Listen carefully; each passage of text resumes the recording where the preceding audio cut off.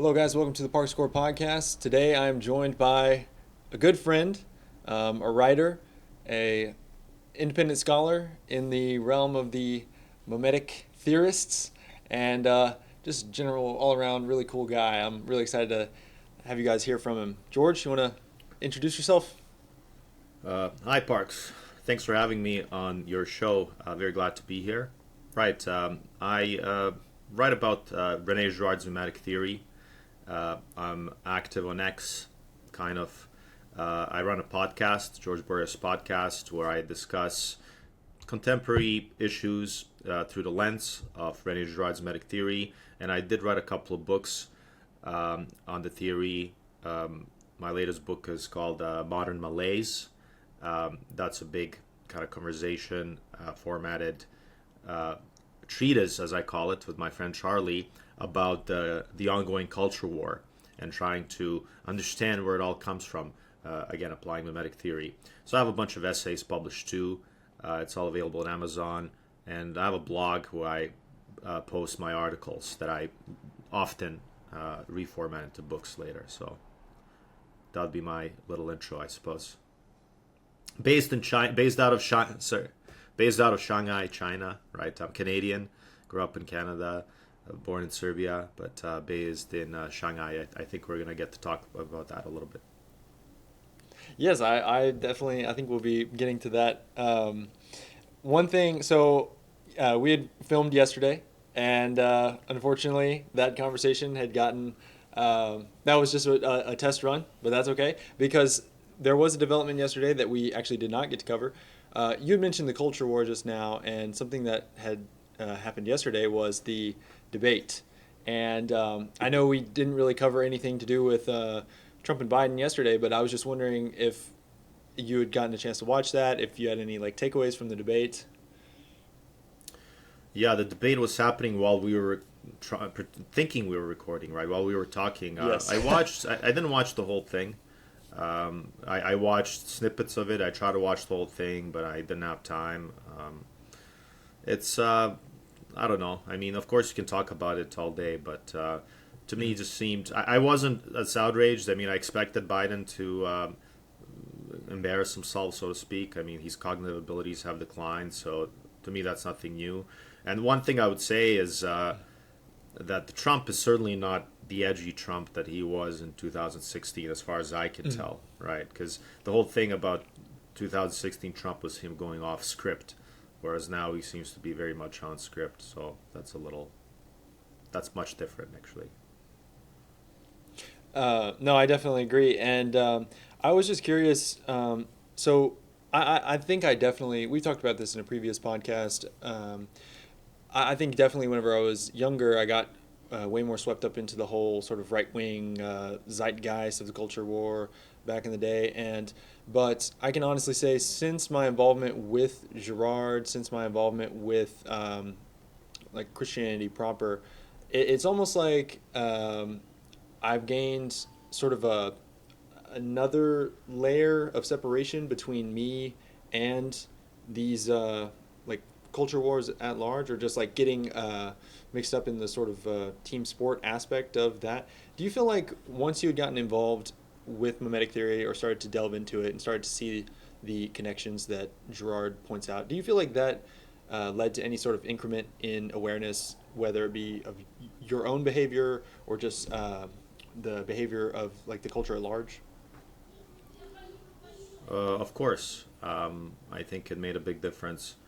Um, so definitely increases your awareness of politics and culture at large, like a lot of books do, right? I think there a difference needs to be made between our understanding of ourselves and culture and our ability to act upon that understanding. So there's no so a lot of people, they read books, they're looking for that silver bullet, they're looking for secret to life or secret to success, right? I don't think that well, yeah, I don't know if any book really, Rene Girard's books, I don't want to come off as saying that, oh, Girard helped me figure out how to, I don't know, win at life or something like that. It sounds a little too, you know too trite, but it does make you aware, as a sort of a wisdom, it does make you aware of the mimetic aspect of the politics game. Um, in politics specifically, that would mean making you aware of the scapegoating mechanism, um, making you aware that a lot of politics is about transferring blame, um, and finding the scapegoat. So yes, the short answer is yes. But again, it's a very deep topic, and I don't know if we can have time to get into that very deep today. I think the value of mimetic theory and just the work of Girard is not so much, as you said, winning the game of life per se, but in some sense knowing the games that you have been playing, or like sort of coming to realize the games that you have been playing, or sort of the models that you've been sort of mediated by up until this point. And so I wanted to sort of transition into one of your articles in particular that had caught my interest. It was one that you talk about the connection between ambition and loserdom. And I want to run through some of the quotes from that and sort of get you to elaborate on those and just sort of tell us more about like sort of your thoughts on this. So you sort of outline this unique connection between ambition and loserdom. And nowadays it seems like people assume that ambition is something that a successful businessman would have, or ambition is something that a pro athlete would have in order to pursue some championship or something. But you actually make the point, it seems, that ambition is sort of intimately tied up with this sort of neurotic self-obsession. I'm not sure you put it in those words, but so one thing that you said here was that we seem to have this modern obsession with the pursuit of the authentic self, and I thought that was really interesting, and I would just love to hear more of your thoughts on that in particular. Right. To tie it in with the previous point, when it comes to these sort of prescriptions for how to lead a good life, so mimetic theory really, what it points to traditional morals, right? Christian, or not just Christian, any tradition teaches a basic set of morals that are common to humanity, right? And common to those morals is, restrain your passions, restrain your ambition, right? So it's not like Girard has come up with a new a moral system or ethical system. He's really come up with a way to explain why the standard, the universal ethical system makes sense. So when it comes to ambition is turning you into a loser essay, right? To me, when I wrote that essay, I felt like I'm recovering kind of lost wisdom. I was reading Shakespeare recently, or if you just read up historical books, classical times, all the way up to modernity, ambition was a bad word, right? It was a word like in Shakespeare, Caesar gets killed. The reason Brutus gives for slaying Caesar is that he was ambitious, and that specific word is used in the line, right? And so on and so forth. So now we suddenly switched to an age, maybe not so suddenly, but we transitioned to an age where ambition is supposed to be the highest virtue, right? So I think that's a good perspective. So applying the mimetic theory, again, this where Girard comes in with a unique insight, again, explaining that old wisdom.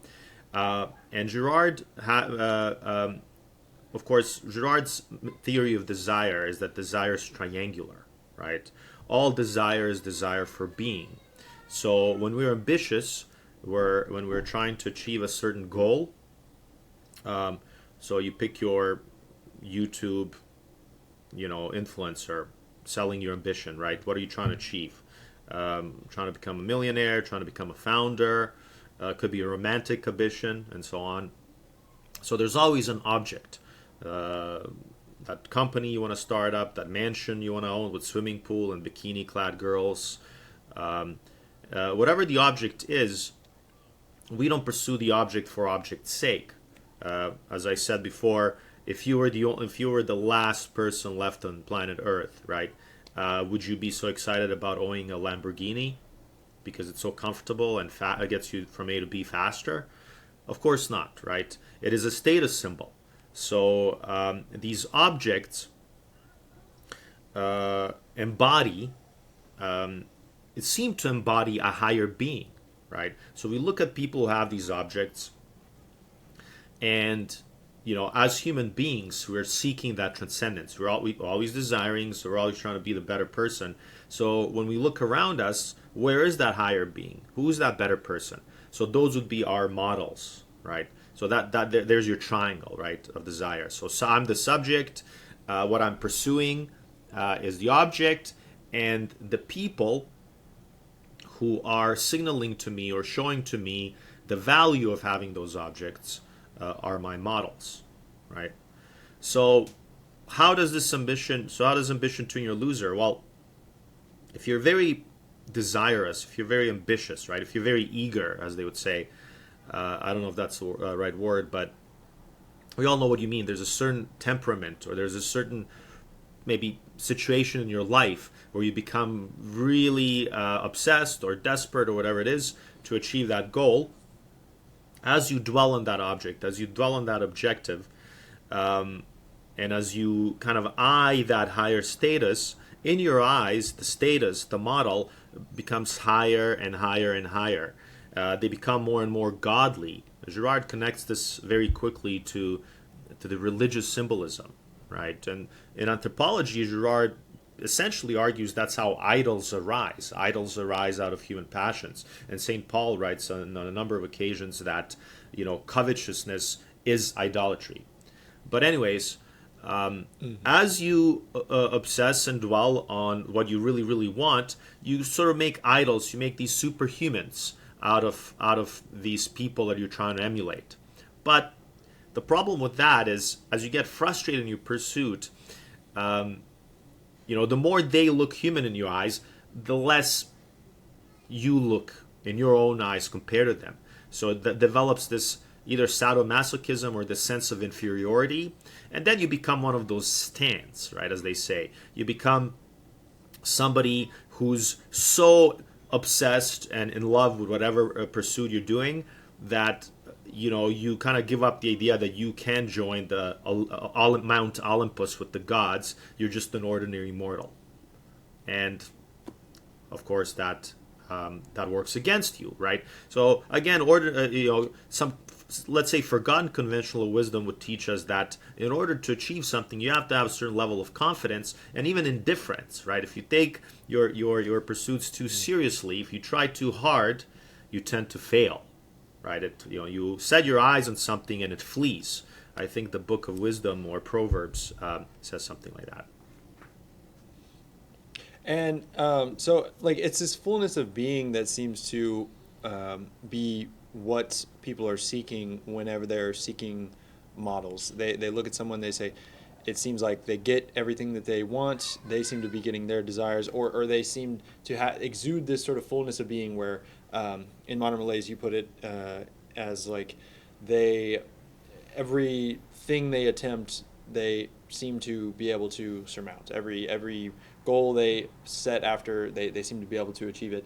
And so my question is, let's say, for example, that I am an artist, or I'm some sort of professional creative, and I am deciding to pursue a career in a given discipline. I know that part of what makes an artist successful is the amount of attention they're able to sort of draw to themselves. And I only mean successful insofar as your work is able to make a living for yourself. You're able to sell, let's say, paintings or something like that. In some sense, that's sort of the job of the artist, is to generate like sort of like cultural capital. And so my question is, Girard says that every time we send violence out, and we think that we send violence out sort of vengefully, we can be sure that it will return to us. And so my question is, do you see the same thing happening with ambition? Do you think every time that I go out into the world with some sort of endeavor in mind, and I make it very clear just how ambitious I am in the pursuit of this thing. Do you think I'm sort of whipping up um, like mimetic desire in all the people I run across? Do you think this sort of thing sort of leads to more of a frenzy of desire and pathology? Okay, I think you're getting onto a very good point. I was confused for a second because you introduced violence, and I think it's right to introduce violence into ambition. But yeah, let's try to use Girard's theory to connect these things, right? Um, Early on, you finish off by mentioning how some people, the successful, seem everything they do works for them. They have the golden touch, right? Whereas us ordinary mortals, it doesn't work. Um, so having, you know, this is where the wisdom comes in. Nobody's immortal. Nobody's an idol, right? We can agree with that. Right. Hmm. So people used to not believe that, and there's still people who Right. who really seriously idolize human beings to the point where it's like this really reminds me of ancient idolatry.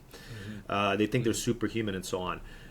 But anyways, I think what's important to understand, and what Girard does really well, success. The game of success is a game of seduction, very similar to the game of seduction, right?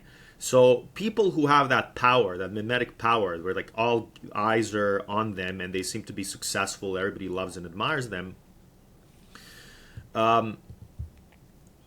There's different levels of kind of reality in there. You have people who are successful and they've made really beautiful and useful and positive products, right? And everybody loves them. But you also have those like hustlers, right, who are selling snake oil, but they're still successful at it. But one way or the other, whether justify or not justify, and that's always subjective, these people they create that what I call it's sort of like a magnetic field, right? So you can imagine, I imagine a bunch of people. We're all little magnets, right? We're all trying to kind of attract attention around ourselves. But for whatever reason, there's some individuals that create kind of stronger attraction around themselves. They create an aura. And the thing is that this aura has this positive feedback loop feature to itself. I don't want to get too technical, but in very simple terms, Girard says this, desire engenders desire.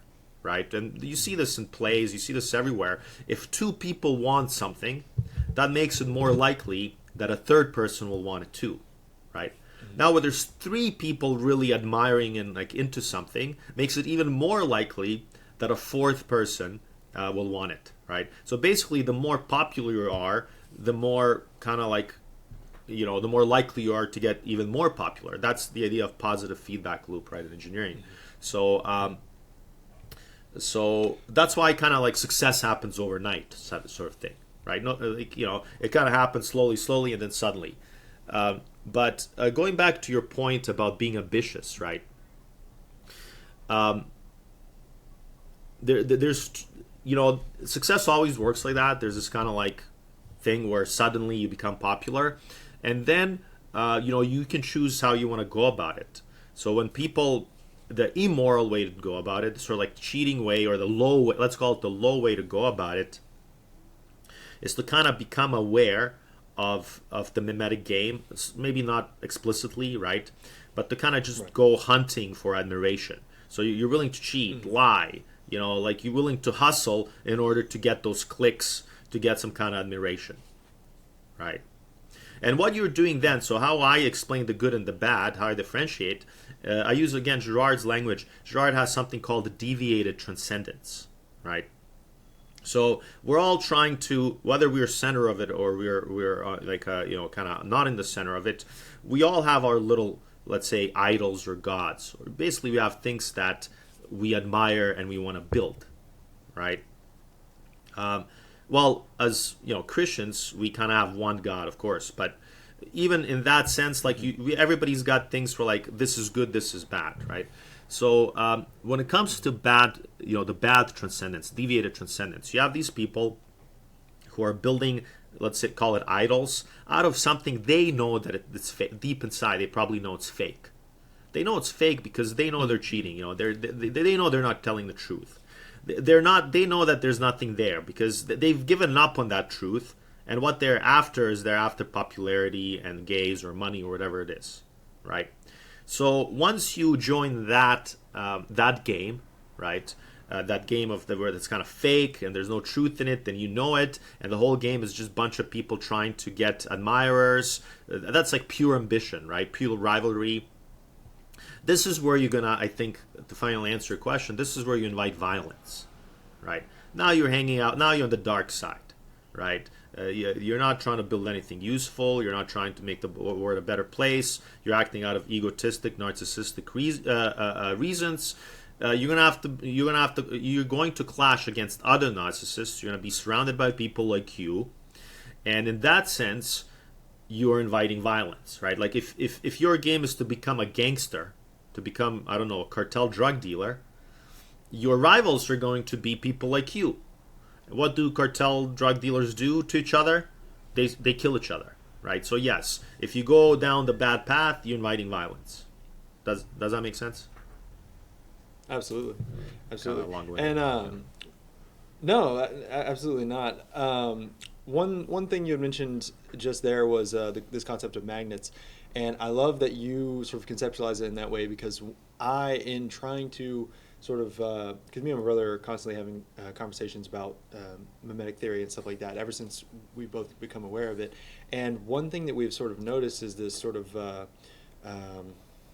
we call it sort of like a planetary phenomenon. So you have planetary bodies that, depending on their size or their density, they're able to draw other bodies into their orbit. Like a moon is not going to necessarily have moons encircling it, but a planet will have moons circling it, and then even like a sun will have multiple planets encircling it, and that's a system. And I've noticed something in mimetic rivalries in particular, which is that in my own mimetic rivalries that I have been able to sort of spot out before they got serious, I have noticed a pattern where the rival will try to, in some sense, draw me into their frame. So to give you a concrete example, we had talked before about how I lived in a house with some other guys who were into bodybuilding and stuff like that.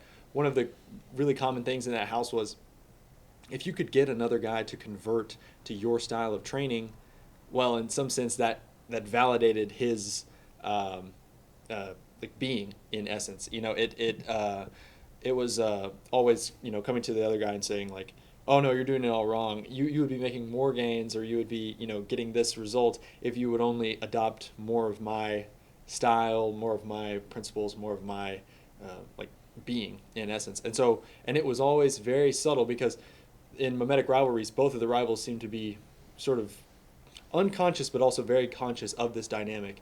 They don't want to. They want the rival to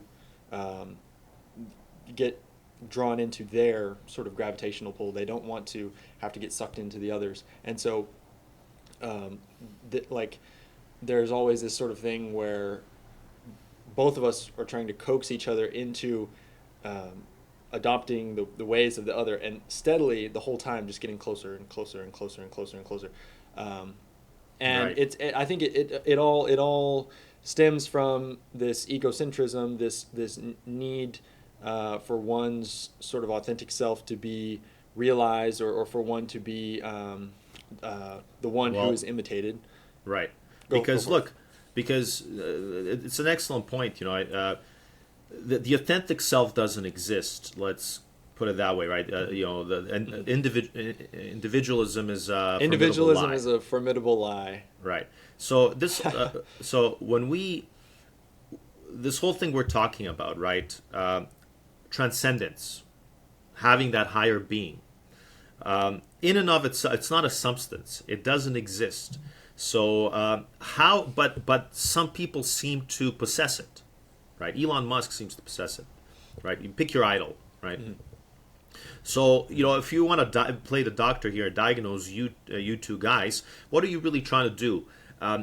You're trying to create, the one place where that transcendence does kind of exist is it exists in the gaze of the other, right? Neither you nor your friend are ever going to be Nietzschean Ubermensch with amazing muscles, right? Right.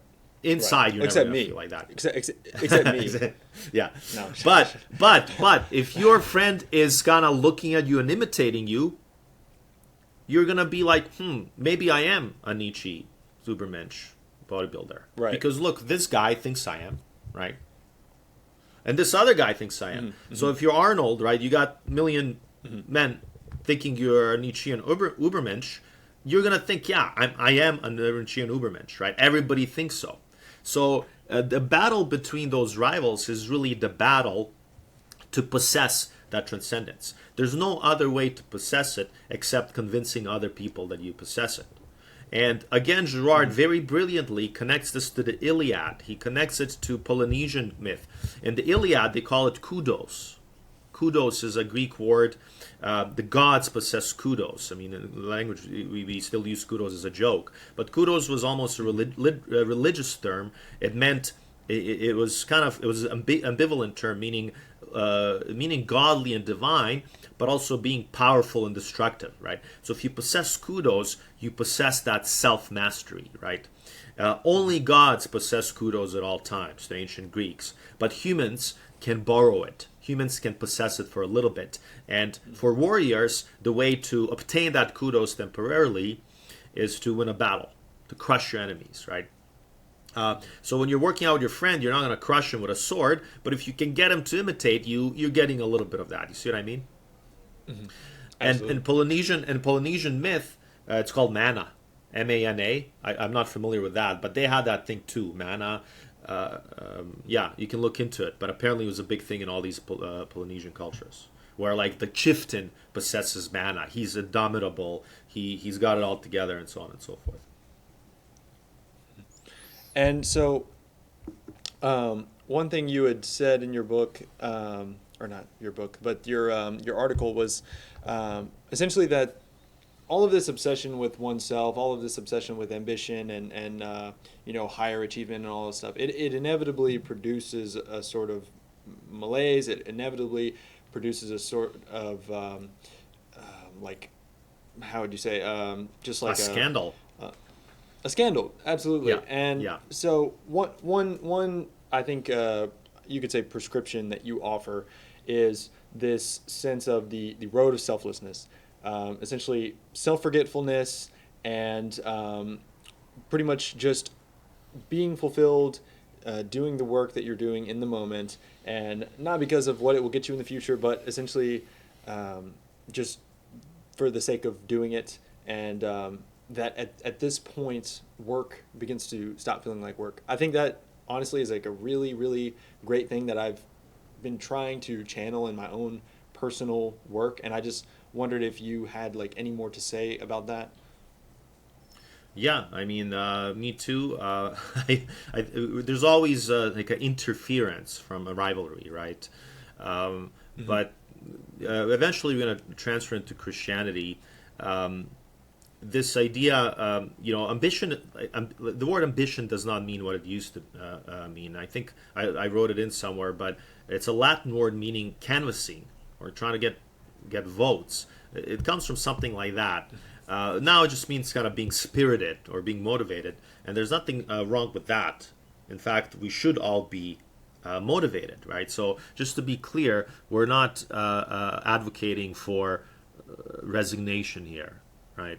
Right. So how do you avoid that conflict as much as possible? Let's not be perfectionists, right? But how do you avoid as much possible? Like you said, you try to lose yourself. I think part of that is, so people say don't imitate anybody. Well, not really. Somewhat paradoxically, what you should do is you should try not to imitate, but you should openly imitate, right? Because what happens with rivalry, what happens with you and your friend, you are imitating each other, or any of us, right? When we are rivals, we are imitating our rivals, but at the same time, the last thing we want to admit is that we're imitating our rivals, right? Absolutely. Whereas once you stop being a rival, you're okay to imitate. You say, like, I really admire that person. I mean, you don't have to be explicit about it and, like, sing praises. I don't want to make it sound cartoonish, but you have this kind of mindset where you're like, that's brilliant. Yeah. And you see it really successful people. I often see it now when you find people who really are successful and good at what they do.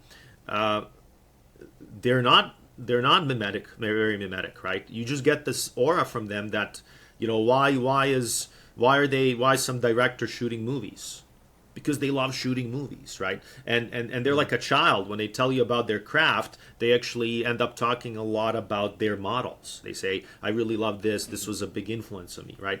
So once you become selfless, you actually, you don't have any restraint acknowledging your models. You do it for the love of the craft. You're trying to make world a better place, whatever that means to you. And as I talked about in my previous podcast, the curious thing that happens, and Girard has an essay on this, the curious thing that happens when you openly and wholeheartedly imitate someone is your authentic self finally comes out.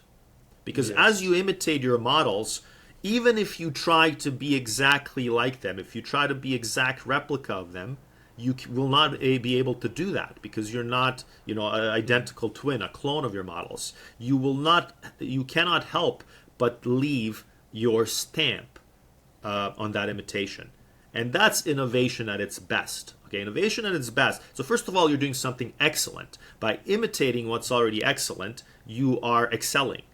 And then somewhat inadvertently, because you're a different person and because you live in different circumstances, you will add a twist to that excellence. And that twist to that excellence will be your imitation.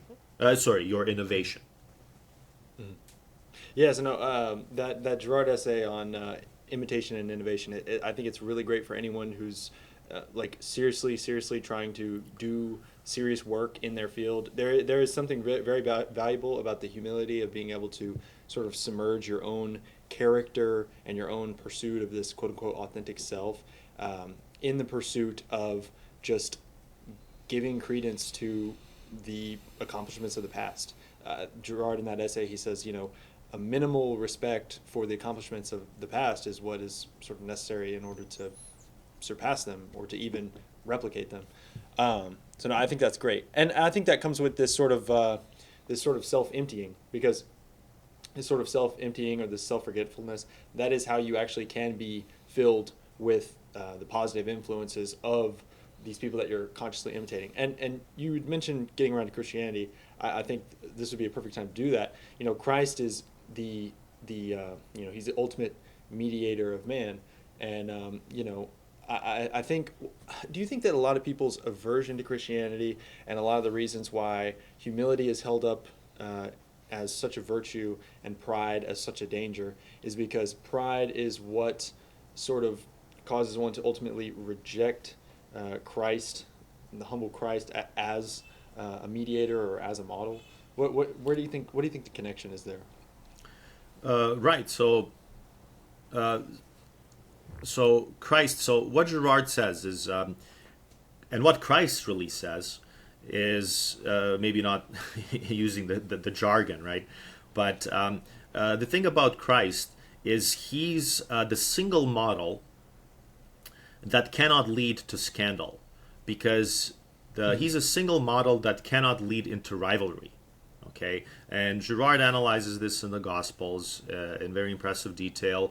Probably one of the best, one of the most kind of notable examples of that is when Peter tries to awaken ambition, political ambition in Christ, right? So it's, time is approaching for the crucifixion, and Peter starts to realize that Christ is not going to raise the political sword or anything like that. And Peter's like, hey, we can't let him do this to us, right? Let's get some weapons. Let's fight them. We can win it. You're popular, right? And Christ says, get behind me, Satan. Yes. So Christ rejects rivalry. So it's a very, of course, very kind of big topic. I don't want to kind of like explain Christ to you, you know what I mean? Like, because it's so deep and it has like thousands of little Right. facets. But for our particular case, when it comes to ambition, you mentioned pride. You know, pride is what prevents us from acknowledging our models, right? So pride is what makes us want to pursue our authentic self. So to Girard, historically, he traces it back to modern times. In pre-modern times, people seem to have been more aware of this. But in modern times, since Jean-Jacques Rousseau, we're talking about Age of Enlightenment, this maybe the first kind of big movement was the movement of romanticism, with a capital R. Okay, so I don't mean romantic as in taking girls out to dinner. Romanticism was literally an artistic movement that was all about the pursuit of the authentic self. Okay, that was the first one, and we're still kind of children of that movement. We still inherit that.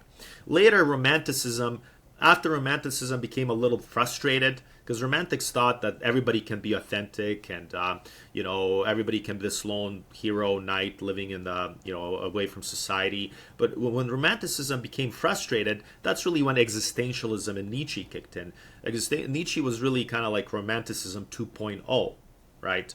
Nobody understands me.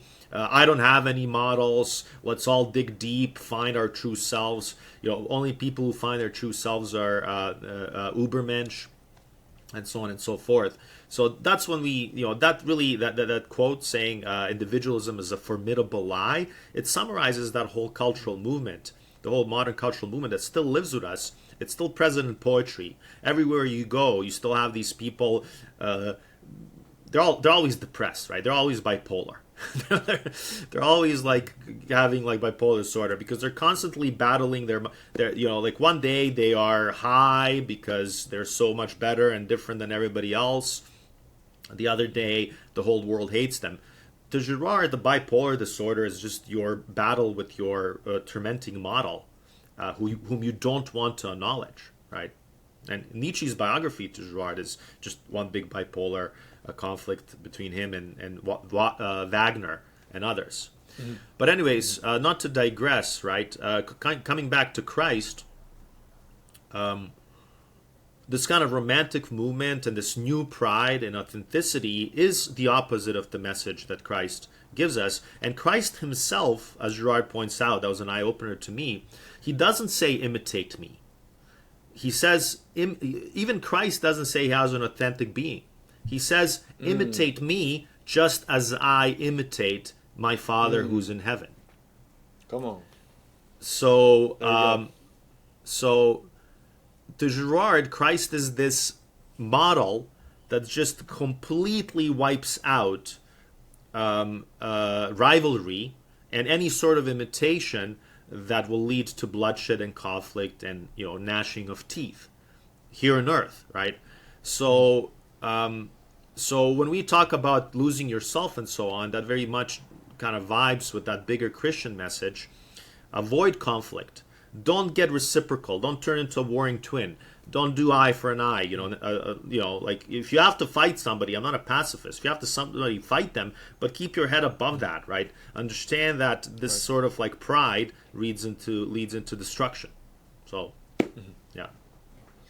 And that was, I'm really glad you brought that up because that was something that I sort of struggled with very early on when I had engaged with Gerard. I think I was probably like 22 at the time, and I did sort of lapse into this sort of pacifism where I did, I looked at the the um, the scene of Christ where the arresting officers come in and they're ready to arrest Christ, and Peter actually like cuts the guy's ear off, and I took that to symbolize almost like if ever the gospel is spread through the use of violence, it disables people's ability to hear it. But also, I sort of had struggled with it early on reading Girard because I did sort of tie up his writing and his ideas with a sort of pacifism, and it took me a while to sort of untangle that. Did you ever find yourself having similar ideas and having to work through that, or was it pretty clear, like from the start, where the cutoff point for that was? Of course, I struggled. In my early days, it's a very common thing that Christianity is identified with this perfect pacifism, um, including by its enemies, who accuse it of cowardice. Uh, I think there is a cutoff. I think it's not like absolutely Christianity or Christian message is not absolutely totally pacifist. I think there's been tons of if people want to find out a bit, there's been tons of kind of theology on it and exegesis, right, about it. But I mean, I don't know where we're going with this. I agree that gospel shouldn't be spread with the sword, right? But does that mean that the sword should never be used? You know what I mean? Like, yes, like you shouldn't spread Christianity. You shouldn't force people to convert Christianity at gunpoint. But that's just one of one of millions reasons why you might need to use a gun, right? So we can go. I mean, depends where you want to go with this. But as far as Girard goes, the whole thing, turn the other cheek, and that kind of those kind of quotes, right? The big message there is really non-reciprocity, right? As in, or love thy enemy, right? And we might get into the Chinese thing a bit later, but I was going to mention to you yesterday, how the famous quote by Sun Tzu, The Art of War, where it's like, if you don't know your enemy, if you don't know yourself your enemy, you lose every battle. If you know yourself but you don't know your enemy, you'll lose half the battles. If you know your enemy but you don't know yourself, you lose half the battles. But if you know your enemy and yourself, what does it say? You'll win all the battles, right? So, in the biblical language, the knowing someone and loving someone is often used as a synonym, right? So I was thinking about a little bit like love thy enemy. Love thy enemy, I think it's a very good a strategy, very good war advice, because loving somebody really means understanding them, right? And when you look at people who are engaged in the kind of stupid conflict, kind of conflict that's going nowhere, that's very kind of archaic, that's tit for tat, some kind of blood feud, something stupid like that, what do you find when you observe those people is you find that they don't understand anything about each other. They hate each other, they dehumanize each other, they think the other person is the devil, and that is the reason they can't get out of the conflict. Whereas when you have some kind of higher power, higher force that is able to subdue the barbarians, they understand the barbarians, right? The barbarians don't. Romans understand the barbarians. Barbarians don't understand the Romans. So in some sense, the reason why Rome can master the barbarians is because they humanize them. They understand how they work, right? There's this human connection, understanding for enemy. That's how you're able to subdue them. So I want to throw that in, not necessarily as a conclusive interpretation of these verses, but as something to dwell upon if you think that these verses are very simple pacifism. Does that make sense?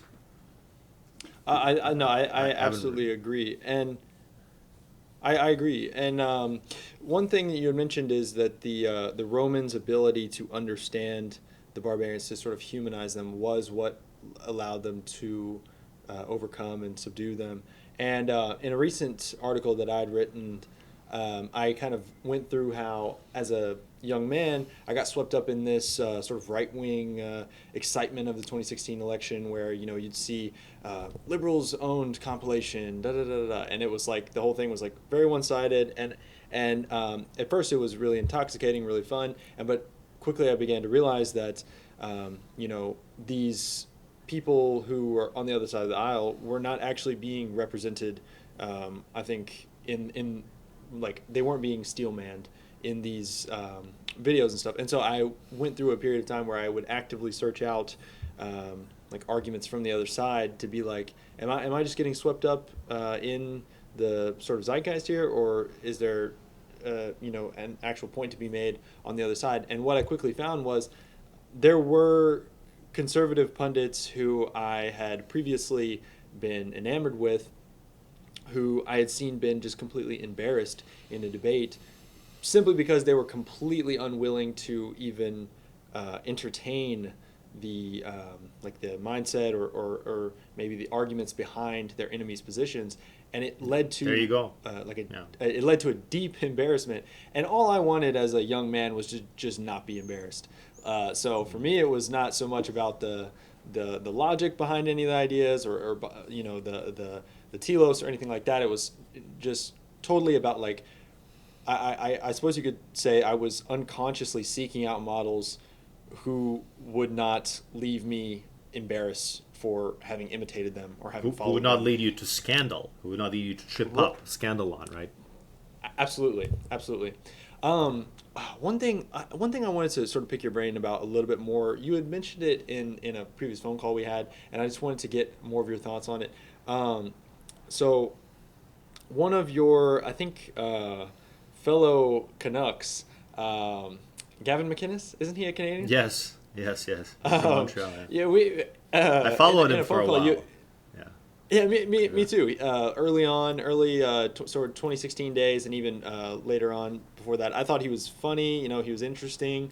I thought he had a sort of interesting take because he came from the sort of leftist punk Right. rock world of his youth, and that Yeah. was I was never very leftist, but I definitely was involved with punk and all that stuff. But you had mentioned that you thought that he sort of started to take a little bit different of a turn. And I also found myself becoming less and less interested with him over time. I could never put my finger on why that was. But I'm curious, for you, what was it that you think changed his trajectory or made him sort of less, um, Yeah. I don't know, what for you changed? No, I got you. Yeah. So just to understand, so why did we like him? He founded.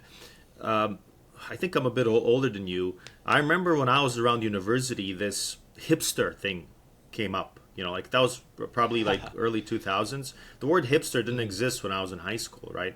And suddenly all these guys started wearing, Ray-Bans and growing beards, dressing like lumberjacks and so on. Now it's so old-fashioned, now it's so long time ago. But then I found out Gavin McInnes, he claims to be the brains behind it, the godfather of hipsterdom. Him and his friends, punk friends in Montreal, started a magazine called Vice, and so on. So, anyways, Gavin McInnes was like very edgy to me, right? Like he was kind of like challenging the thing. He was challenging. What was it? A lot of it was just challenging like white. Yeah, like kind of like anti-white racism, right? He was kind of questioning that, and that made a lot of sense to me. He was funny. He had that little show. He had good articles. What eventually turned me off, he wasn't. He was kind of. I don't want to say he ended up being he is an atheist. Now he says he's a Catholic, but at the end of the day, I just feel like he was just. He's just kind of like too much of a leftist. Like he's not as conservative, because the way I see it, we really need to cut the crap with a lot of the, I don't know, tolerance. Like we need to bring back boundaries. You know what I mean? We need to bring back boundaries, and he wasn't bringing it. Another thing he was doing a lot, it has to do with like a race, I think. He's kind of very much a racialist. So he was all about how, what was it? Like homosexuality. Like he was all about like everybody's just the way they are. The reason blacks commit a lot of crimes is because they're black. The reason gays are gay, they're gay. To me, like I don't like that. I'm a law and order guy, right? I don't want to, like, I don't care about your race, but I don't want to hear about arguments how you're just the way you are and you're doing degenerate stuff. You know what I mean? I think So to me for that was the him, cutoff. I think what it was is that I think his libertarianism sort of led to. I think it, in some ways, it stunted his. I think it stunted his growth a little bit because, for me, Yeah, libertarianism is defined by this complete willingness to just say, "Hey, individuals are rational agents. The market is always, going to essentially turn things out for the better. And what this is I mean, it's essentially like a full trust in desire. It's a full trust in, That's it. if we just leave individuals to pursue their desires, then, everything will turn out for the better. And I think this is, it's noble when it's sincere. However, I do think it is a bit naive, just because we know that, allowing people to let desire be the number one thing that sort of guides them, it necessarily leads to certain behaviors that are self-destructive or narcissistic, or it leads to all sorts of pathology. And you had mentioned bring back boundaries, which was another thing I wanted to get to. That was actually my next talking point here. So you had made a statement. You had said bring back boundaries. A lot of people might not know what you mean by that. Do you mind just kind of breaking that idea down for us and telling us what you mean by that? Sure. Yeah, that was my big slogan. That I was writing the book The Modern Malaise with Charlie. We're having a lot of discussions about, we're tackling a lot of these phenomena happening right now. The woke culture, its opposite, kind of the frog culture. We're doing talking about pickup artistry and so on. The collapse of marriage. Collapse of borders, national borders, and it dawned on me slowly that so we're trying, what's the prescription, what's the remedy, and it dawned on me that what all these things have in common, as disconnected as they seem to be, is they have this abolition of boundaries, of nations, of socioeconomic boundaries, which is not necessarily a bad thing, but Right. gender boundaries, right, and so on. So. And we mentioned it before, talking about libertarianism, right? The liberal democracy is a tremendous achievement, arguably the best that ever was, right? But that doesn't mean that it's perfect. It's got no weak spots. And what Girard makes clear is that I think Girard figured it out, right? Why does this thing that doesn't quite work? We've reached the point where we come to the end of liberal democracy. It doesn't work. Everything was supposed to be perfect, right? The Constitution is supposed to take care of everything. And to me, Girard answers the question, right? What Constitution, what these liberal democracy, this kind of what's it called, social contract theories of society assume, is they assume, as you said, a rational, authentic, autonomous individuals. Right, and you know how they say when they talk about the Constitution, right? It was designed by these aristocrats or these people who were maybe very anti-mimetic, because they didn't live in 21st century with social media, because they were kind of their own men living on their own property, eating their own food, right? And how it's not gonna work if people don't have morals. The republic is not gonna work for an immoral populace. Well, what does it mean to be moral? Really, I think. You can say it means yielding to these mimetic interferences, yielding to desires. So like you said, right, we're not islands. No human is an island. When we vote, we don't formulate our own independent opinions. We're highly influenced by others. There's a lot of a herd mentality there, and not just voting. Pretty much everything else. All of the entire advertising industry is based on this irrational herd mentality of human beings, this imitative, mimetic desire. So, yes, right. Where was I going with this? That's what was your question at the end? So we're talking about libertarianism. Essentially, Go ahead. Sorry, go ahead. I was just interested to hear you sort of elaborate on this concept of bringing back boundaries, because I see Right. increasingly sort of in culture at large this desire to just tear down boundaries left and right. Let's just get rid of all of them. None of them are valid, and yet every desire is valid. And let's just Yes. let's rapidly increase the rate of all Right, of right. this desire. Right. So actually, yeah. So, go So on. okay. So what's the storyline here? Jean-Jacques Rousseau. his opening quote is, "All men are born free, but everywhere they're put in chains." So for hundreds of years now, we have not just that assumption, but we have that assumption being taken and building these castles on this assumption. The assumption that man is born free, or the romantic assumption that man is authentic and needs to discover his authenticity. Society is preventing us from being authentic. It's all these assumptions are equivalent to the assumption that our desires are innocent, as I say, right? There's nothing wrong with our desire. Our desires are not disruptive, right? We're innocent children, and the society that keeps our desires in check is an evil society. It's a society of chains. This is 180 degree. This is turning 180 degrees from everything that any pre-modern society thought about desire. Whether you're talking about archaic societies, Native Americans, the Incas, the Mayas, the Pacific Islanders, the Africans, or Romans and Greeks.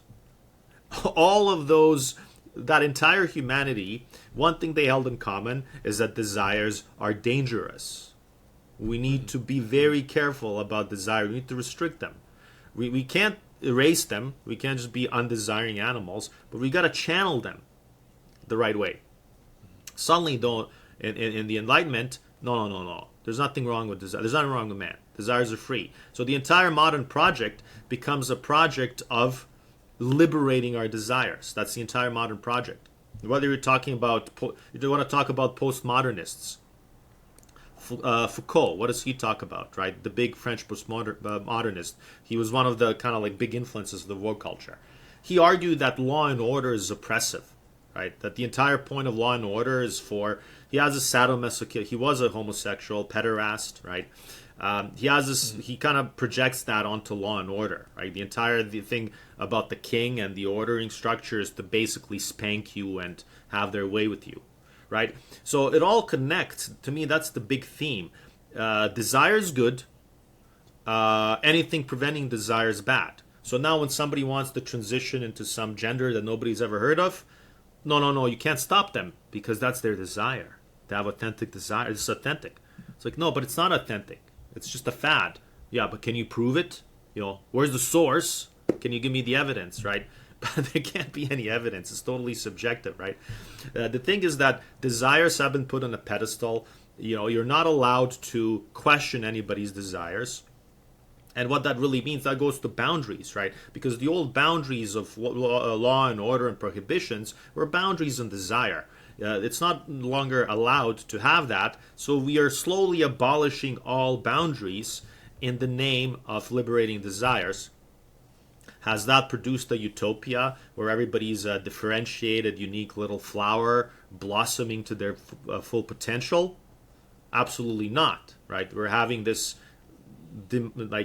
infernal melting pot where once you do unleash your desires, now we're learning our desires are not authentic, right? Our desires create monsters, they create conflict, they create chaos, right? So it's kind of, we open these levees, these dikes, no pun intended, and everything is just kind of like spilling everywhere, and we're having just a giant flood that's wiping out all cultural structures, right? So what I'm saying is, once we become aware that our desires are not innocent, right? We need to bring back the boundaries. We have to rein in and teach ourselves that we need to restrain and master our desires, and that's really how you get free, right? Once you master your desires, not let them make a fool out of you, or just kind of like take you to who knows what kind of hell on earth, right? See, I totally agree. And so one thing that I think you really hit on a good point with is that you have essentially this spilling over of desire with this lack of boundaries. And I don't know how, did you ever get into Jordan Peterson very heavy at all? I followed him a bit. Haven't read his books, but yeah, I'm moderately familiar with him. Yeah, I would be interested to hear your thoughts on his books or his book Maps of Meaning, because for me that book was really what allowed me to sort of understand where exactly he's coming from. So what Okay. he pretty much puts forth is this idea that all cultures are sort of existing on this spectrum between chaos and order. It sounds so trite at this point because we've heard him say it so many times, but what he means is Mm-hmm. something very particular, which is essentially that at any given point in time, you have a society that is either too decadent, which is to say too chaotic, without enough boundaries, such to the point where just like there's complete undifferentiation. There's Mm-hmm. and you get complete chaos. Uh, and then the flip side of that is you could say like a Pharisaical tradition or a tradition that is so rigid and the codes of conduct so codified that you have this system where no sort of creative action can be taken, and figures like Jesus are essentially persecuted because it's Mm-hmm. so too much order, and you could say too many boundaries, too many prohibitions lead to death. I mean, the law is the law is it the law. How's it put in the scriptures? It's essentially like the the It's a punishment of the law is curse. death, and but Yeah, yeah, it's a curse, yeah. yeah, yeah. But Paul also says that. it. So you have on one hand you have the far right, which wants like more boundaries, and there's no limit to how many boundaries can be considered enough. And but then on the far left side, you have no boundaries are valid. All boundaries need to be taken down, and it's all just it's this complete readiness to dissolve all boundaries. And so I want to bring this back around to Girard because I think Girard essentially has something very, very unique to offer us in all of this. So, like, are you familiar with like the work of Ken Wilber and like the concept of like spiral dynamics and stuff? Um, No, essentially, can it's this you idea summarize that that? essentially it's this idea that like societies sort of evolve, and so what you have in early societies, you have sort of an archaic or a magic understanding. In Girard, you could say that these are the sort of these pagan societies that are still practicing scapegoatism and are still divinizing their victims. And then you get to the next level, which is sort of the traditional. And this traditional stage is once you could say this is like sort of medieval Christianity, or the sort of Christianity where it's still based on this sort of you could say superstition, but it does have a sort of a code. It is sort of there's a tradition and there's a sort of hierarchy to the belief there, um, and Mm-hmm. it's Mm-hmm. still Mm-hmm. superstitious, but not quite as superstitious as say like the pagan societies. And then so the next level would be, and I might be summarizing here, but the next No, level no, would go ahead. be sort of a uh, the next level would be sort of like your classical liberal societies, where they look at tradition, they turn around and say, this is, this tradition is holding us back because we're holding on to these superstitions. We need to commit to a completely rationalist, scientific sort of understanding. But what this quickly produces is the next phase, which I forget what it's called in spiral dynamics, but it's essentially this stage of pluralism, where Mm-hmm. because of science's inability to provide us with some sort of objective narrative, we get this sort of devolution into, well, there's no true objective narrative. There's no truth. This is where you get your critical theorists. This is where you get your Jacques Derrida's and your Foucault's, who essentially say, well, all points are valid. There's no capital T truth. There's only my truth or your truth.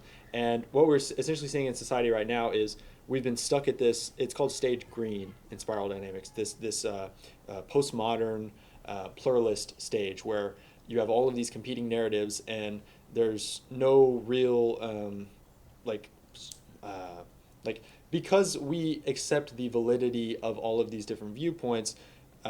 We are in some sense at an impasse where we don't know how to sort of untangle the mess. But I think what is very interesting about Girard is what I would consider like a second tier thinker, and I'm using knowledge. Or I'm using the vocabulary of integral theorists here, but the idea is that a second tier thinker is essentially one who has been able to integrate all of the stages below, and take what is useful, and sort of integrate them into a sort of holistic view. So the mistake of a person at stage green, or the postmodern stage, is to say, well, they pull up the ladder and they say everyone who's behind us, all these archaic or traditional societies or classical liberal societies, are just, they're missing the point entirely, and they're completely wrong about everything. But the mistake there is not realizing that each previous stage is what is necessary to progress to the next. And what I see with Girard is I see an incorporation and an understanding of the archaic, because it sort of offers us a theory of how we got these religions from around the world, and how they are tied in intimately with anthropology, and just the development of cultures and institutions. But then also we have an incorporation of the traditional sort of understanding of Christianity. He's not throwing out Jesus. He's not saying, oh, these are just metaphorical symbols. These are just archetypes and stuff. Yeah. To me, it seems like he's quite sincere about his faith. But then also he doesn't make any sort of appeals to it either. It seems that he believes in the faith, but also he never has to use it as some sort of a crutch. All of his explanations and all of his theories sort of rest on this sort of rationalist approach. And to me, he also seems to even transcend this whole postmodern thing, because rather than being scared of comparative religion, or being scared of all of these various worldviews and perspectives, he sort of seems to integrate them into something that I think is like a very, very robust and explanatory form of Christianity. And so for me, that is like what is so amazing about Girard. That is what's so like why when I hear people say, well, Girard is sort of passe, he's like yesteryear's sort of like hot topic. Like I still think there's a lot to learn from Girard. I think that's why I've continually wanted to dive back into him, and that's why I love like sort of hearing from you and just other people in the space who are still talking about Girard, because like I just think there's so much in there. But like I said, long-winded, but I just something I've been sort of chewing on recently. Yeah. I mean, yeah, you're talking about I don't know if I'm probably a lifer when it comes to Girard. I mean, it's been a while. It's for me personally, it's I don't know if I don't think Girard's gonna be passe. Some things are never passe, Christianity isn't passe. But anyway, I think you touched on a lot of topics that are in my mind too, and what you were talking about early on is the idea of cycles of history, right? Mm-hmm. And I do think that Girard's a second tier thinker, as you say, in the sense that I think he rises another way above that. So I was really into the cycles of history. Mm-hmm. I'm not the only one, right? Cycles of history is a very common thing, very universal idea. Ages, things go in cycles, eternal return. And those things are kind of real. I mean, there is a rise, collapse, like an increase in society, or like a strict society, not so strident, a collapse. A lot of people talk about that, right? Ancient philosophers talked about that. Hinduism has that as a kind of like a basic thing, the cycle of destruction and rebirth, and that's always been fascinating. The thing, so when you look at that thing historically, you find a lot of these intellectuals who are cycles of history kind of guys, and what you find is that they're never quite Christian. You'll never find a Christian who's a cycles of history guy, the one who's already has got settled beliefs. And the reason is very simple, is because Christianity in the biblical tradition makes a radical claim that there is this history is not perfectly circular. There's a one directionality to history. There's at least one aspect of history Some of it might repeat like a spiral, but you're also moving one way. Okay, whether you're moving it's a good thing or a bad thing, that's questionable. In fact, Christianity teaches that you're moving towards the best thing and the worst thing at the same time, and that best thing and worst thing is called the apocalypse. Mm-hmm. But not to digress, I think what we need to understand here, and the way to tackle this thing about whether it's Peterson or the other scholar you mentioned, but we need to tackle this question of is that cycle imperfect? Is there something different about the cycle today than there was in the Roman Empire? And that's where the Bible comes in, and that's really where the unique. So I'm talking about the Hebrews, the Old Testament and the New Testament. So I'm getting a little bit long-winded too, but I'm gonna try to keep it simple. To Girard, and he uses, as you said, he uses anthropology. He's not using revealed faith as an axiom, right? He actually works the other way. He uses anthropology to argue that the cycles of history are driven by the scapegoating mechanism. So society establishes certain rules. Let's start there, right? Eventually those rules collapse. There's a crisis and a new order needs to be established. The way the new order is established is there's going to be some kind of violence.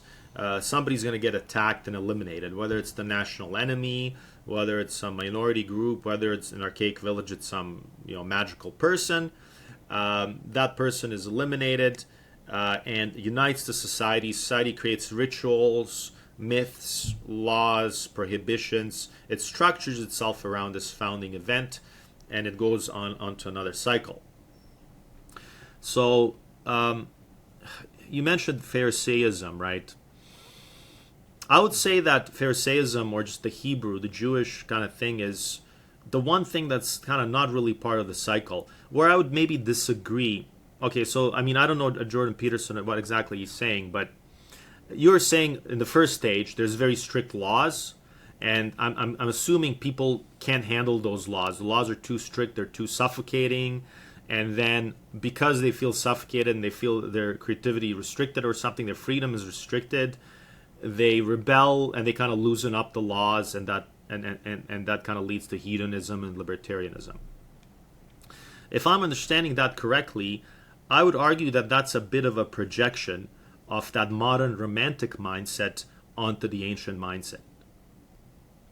In ancient times, and that's something you can look up yourself, okay, I've looked up into it, I'm not convinced that, let's say, Egyptians or Mesopotamians cared about, like, I don't think they had a concept of freedom as a sort of a political, like a sort of a political ideal. They didn't have ideologies.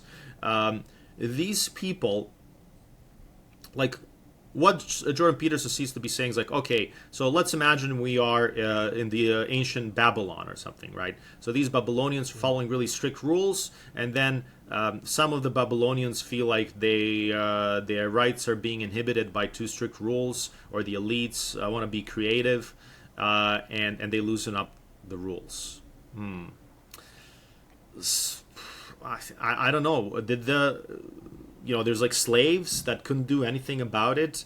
The elites, were they trying to be creative? Were they trying to like rebel against their mom and dad and, I don't know, move out? Like, I don't see it. Like, that's a different world. The way these societies collapse due to restrictive rules, is, if we try to imagine it, is eventually people become corrupt, I would say. People start breaking the rules. So the way I see this cycle happening is, you have the priests, the high priests, the king. The king is also a sacrificial figure. The whole point of these priests and kings is to officiate the rituals. They're basically there to keep the peace. Okay, everybody's supposed to be afraid of the gods.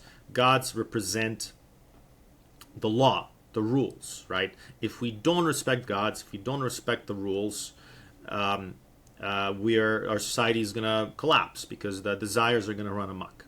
Okay, so what goes wrong? Certain classes of people are given privilege. Okay, they're given privilege to maintain order. King, the work class, the priests, they don't have to work the fields or whatever, right? Their job is, they can sit in the palace, but they're the sacrificial figure. They're keeping the peace. They're judges. If something goes wrong, they used to get lynched or killed. I mean, if they lose a war, the king gets killed first thing, right? But what happens eventually is there's a loss of piety in a certain qualified sense. So what happens is that the system that's supposed to organize peace and organize society basically becomes hypocritical, right? The privileged people who are supposed to keep the peace, they become selfish, right? Instead of, taking care of everybody in the polis, in the city, they're just basically privileged for no good reason. And they stop being pious. They stop being they stop doing their job. They stop doing their job, and they become these sort of alpha males, let's say. So now that's going to create resentment. There's going to be resentment between the haves and have-nots. The have-nots thought that they're sacrificing, that they're being underprivileged because out of fear of gods.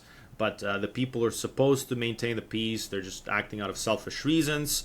That introduces strife. That introduces rivalry. That inflames desires. So the way I see it, the way Girard would probably see it, is that societies don't loosen up their laws because the laws are too strict and inhibit creativity. What happens is societies loosen up laws because people simply start breaking the laws.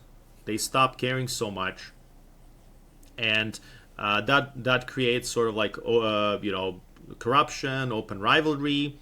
The elites might say like, yes, these laws are oppressive. I want to do whatever I want to do. That creates that undifferentiation crisis, and eventually, creates too much rivalry, too much resentment, too much hatred, and there needs to be some kind of a purge to get the system back to normal.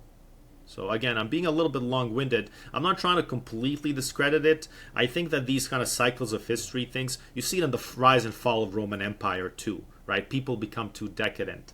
I think we have a little bit of a misunderstanding of decadence, okay? It's not being too creative and too soft. I actually think it's desires becoming too inflamed. And I think we see that now. For example, if we want to assume that America is in a decadent stage, or Canada, the West is in a decadent stage, you got to ask yourself, are we decadent because we don't have enough rules?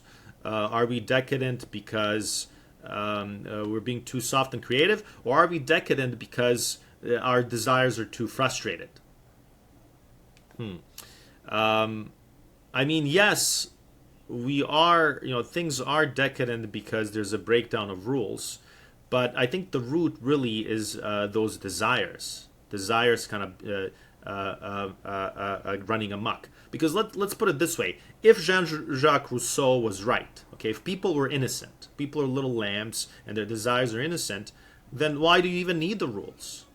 Okay, if romantics are right and we're essentially good people, we should be able to just live in Eden, in Kingdom of Heaven, right? There's no oppressive law there. All your urges and instincts are right. So, why would society collapse if there's no rules? Society does collapse if there's no rules, but it's not. It's because because humans are fallen. So I think that a lot of these humanist people about cycles of history, they're kind of close to truth, but they're avoiding. They don't want to confront the mimetic nature of humanity. There's always that trying to ignore the rival. They will explain anything. They'll come up with a million theories, archetypes, decadence. They'll use all these long words. But one thing that always gets avoided in these humanistic interpretation of histories is rivalry, envy, and sin. That never gets talked about, right? But that's really at the root of all of this. I feel like I could have done a better job there, but I hope it's a nuanced difference. But I think where Girard rises above that is he shows that and connects it to Christianity, and Christianity itself is by showing this kind of truth to us, Bible, it's human sin, right? The fallenness of human nature. It's showing us that it's not the gods or it's not some abstract concepts that are causing these cycles of history. It's us, right? And we engage in scapegoating mechanism to manage this cycle of history. Satan casted out of Satan. One sacrificial system casts out another sacrificial system. The latest sacrificial system is scientism, right? The latest sacrificial system is trying to explain everything in terms of authentic desire and biological urges. And this is just the Girard. This is just another mythology. And every mythology is just avoiding talking about sin or talking about, to use a technical term, mimetic nature, right? Rivalry and obsession and desire. So, just like the ancients, they said, like in the cake village, why did bad things happen? This magical person cast a spell, we killed them, we're all good, right? In ancient Greece, why do bad things happen? The god Dionysus is angry, right? Even in medieval Christianity, which was quite sacrificial, why did the plague happen? The Jews poisoned the wells, right? But today, why do bad things happen? Oh, because we can't fulfill our authentic desires, and because some people are just like that. So we just have a new mythology, but we still have a mythology. We're still not confronting that thing. And I think to the degree that we confront that thing, the mimetic theory, the higher truth, is the extent to which we escape the cycle of history, right? And we move forward. Right. And the what people fail to see is that the society of today is itself founded upon the victims that were necessary to produce this scientism, this sort of this new society, new culture where all desire is sort of authentic and valid and all these sorts of things. I think many people are like unaware of, in some sense, how they are indebted to the scapegoating of those that came before them, and sort of just take the state of things for granted. They think this is how society has always been, more or less, and it's just technology and the clothes we wear are a little different. I think that's the notion that most of us have before there's any sort of awareness of original sin or scapegoating or these sorts of things. But I'm running out of time. But George, thank you so much. Like, dude, after the mishap from yesterday, I'm so happy that you're willing to hop on again. You're amazing. Tell people where they can find you and what to check out. So again, follow me on Twitter, X, right? George Boreas is my handle. Get my books on Amazon. I got The Modern Malaise, which talks about a lot of the stuff touched upon here. I have my collection of essays, Catharses, also on Amazon. You can find it all there. I write some fiction too. I have a collection of short stories and a satirical novel actually called The Woke Iliad that still sells a little bit. But yeah, follow me on Substack, BoreasSubstack.com, and I record a weekly podcast. I pick a theme, random kind of theme from the contemporary life or some philosophical topic, and I give my Girardian perspective on that. So, George Boreas, just type it in. We got podcasts, blogs, everything. All right. Well, thank you, sir. Guys, go check that out. Thank you, Parks, and